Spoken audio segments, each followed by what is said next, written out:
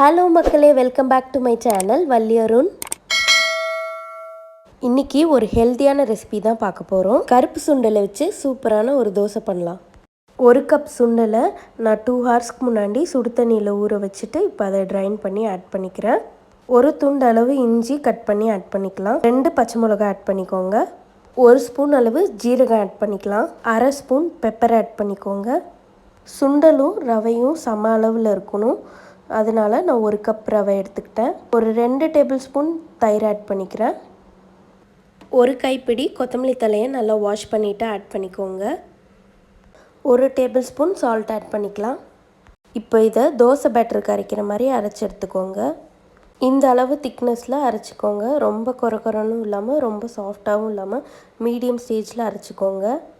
இதை நல்லா மிக்ஸ் பண்ணிவிட்டு 1 ஹவருக்கு நல்லா அப்படியே ஊறட்டும். 1 ஹவர் கழித்து நம்ம இப்போ தோசை ஊற்றலாம்.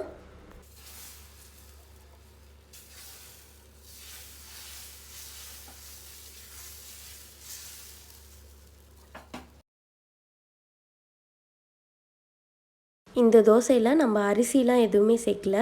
அதனால் இது வெயிட் லாஸ்க்கு சூப்பராகவே ஹெல்ப் பண்ணும். பிளாக் சன்னா வந்து ப்ரோட்டீன் ரிச் ஃபுட். பிரேக்ஃபாஸ்ட்டுக்கு நல்ல ஒரு ஆப்ஷன். பிளாக் சன்னா ஃப்ரீக்வெண்ட்டாக இன்டேக் பண்ணிங்கன்னா உங்கள் போன்ஸ் வந்து ஸ்ட்ரென்தன் ஆகும். வேரியஸ் கேன்சர்லேருந்து ப்ரிவெண்ட் பண்ண ஹெல்ப் பண்ணும். அண்ட் ஆல்சோ மென்ஸுக்கு வந்து ஸ்பெர்ம் கவுண்ட்டை இன்க்ரீஸ் பண்ணவும் ஹெல்ப் பண்ணும். சப்போஸ் உங்கள் கிட்ஸ் வந்து சன்னா சாப்பிட்லன்னா இந்த மாதிரி ரெசிபி ட்ரை பண்ணி கொடுங்க, கண்டிப்பாக சாப்பிடுவாங்க. இவ்வளோ ஹெல்த் பெனிஃபிட்ஸ் இருக்க இந்த ரெசிபியை கண்டிப்பாக நீங்களும் வீட்டில் ட்ரை பண்ணி என்ஜாய் பண்ணுங்கள். முக்கியமான விஷயம், வீட்டில் தோசை மாவு இல்லைன்னா கண்டிப்பாக இனி கவலைப்படாதீங்க, இந்த ரெசிபியை ட்ரை பண்ணுங்கள். இது போல் இன்னொரு ஹெல்த்தியான ரெசிபியில் உங்களை சந்திக்கிறேன். இந்த வீடியோவை பார்த்த அனைத்து நல்ல உள்ளங்களுக்கும் நன்றி. Thanks for watching. Please subscribe my channel. Bye bye.